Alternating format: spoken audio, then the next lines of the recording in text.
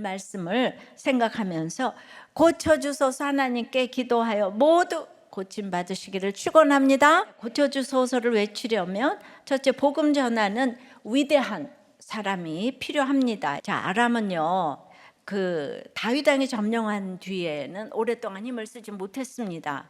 근데 이스라엘이 남북으로 분열된 뒤 유다 왕 아사 때 이스라엘 왕 바사가 유다를 공격했는데요. 그때 아사가 아람 왕 베나닷 1세에게 큰 재물을 바치고 동맹을 맺었어요. 그때부터 아람이 북이스라엘의 적국이 됩니다. 아합 왕 때는 그 아람 왕 베나닷 2세가 침략하여서 수도 사마리아를 포위하기까지 했죠. 그래서 여러 차례 전쟁을 치렀습니다. 나아만은 바로 이 베나닷 2세 때 공을 많이 세운 장군이었어요. 나아만은 이렇게 장수로서 얻을 수 있는 최고의 영화를 얻은 큰 용사였지만 그에 대한 마지막 소개는 나병 환자인 거예요. 고칠 수 없는 질병을 걸렸다는 거죠. 그런데 그의 집에는 이스라엘에서 잡아온 어린 소녀 노예가 있었습니다. 한마디로 나아만은 강자고 어린 소녀는 약자입니다. 그런데 실제로는 이 어린 소녀가 이 나아만을 불쌍히 생각해요. 그러니까 나아만의 권세를 가지고도 도저히 고칠 수 없는 그 고통 때문에 얼마나 힘들어하는지를 이 소녀가 본 거예요. 그런데 이때 이 소녀가 한 사람을 딱 생각했어요. 사마리아에 계신 선지자 바로 엘리사입니다.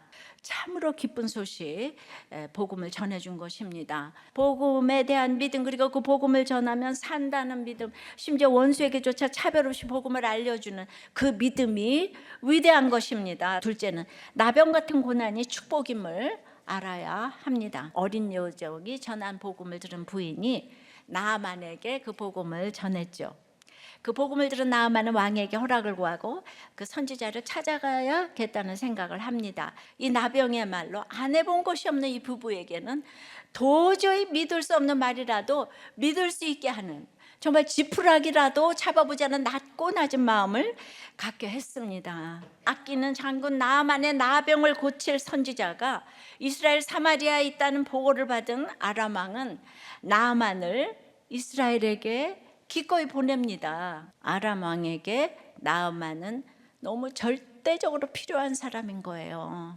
아람 왕이 비록 왕이지만 나아만에게 의존할 수밖에 없는 약점이 있었다는 얘기예요. 우리도 나병 같은 고난이 있을 때 복음을 듣는 마음과 귀가 열립니다. 그래서 고난이 축복인 거예요. 아무 문제 없이 편안하기를 바라는 마음은 사실 내가 스스로 하나님 되고자 하는 마음이에요. 어떤 종류의 고난이든 그것이 찾아오면 영적인 약을 먹을 시간이 되었음을 알리는 알람인 줄을 아시기 바라요. 구약과 신약 휴티할 시간인 거예요. 이 고난에 대해서 주님께 묻고 나에 대해 묻고 주님의 뜻에 대해 묻는 이 말씀의 약을 먹으라고 주시는 축복의 타임이 고난이라 이거예요. 세 번째는 옷을 찢는 탄식에도 응답하십니다. 아람 왕은 당신 나라에 있는 선지자를 불러서 나아만의 병을 고쳐주세요. 그래야 되잖아요.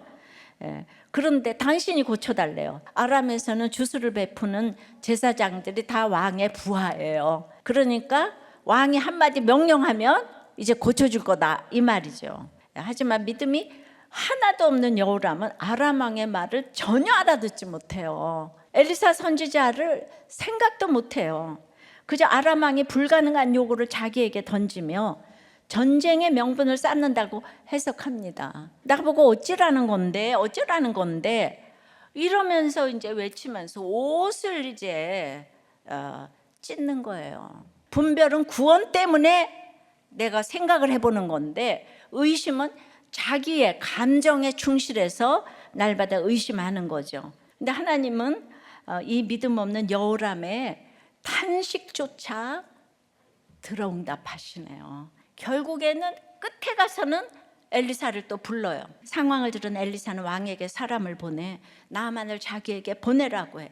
하나님께 기도하면 되지 옷을 왜 찢어요? 나아만의 나병 고치는 일은 당신의 일이 아니에요. 이건 하나님 선지자의 일이고 하나님의 일이에요. 손 떼고 내게 맡겨라. 엘리사가 이러는 거예요. 하나님께서 여호람의 탄식에도 응답하시는 이유는 그가 이스라엘 공동체 안에 있기 때문이에요. 그래도 하나님의 백성이잖아요.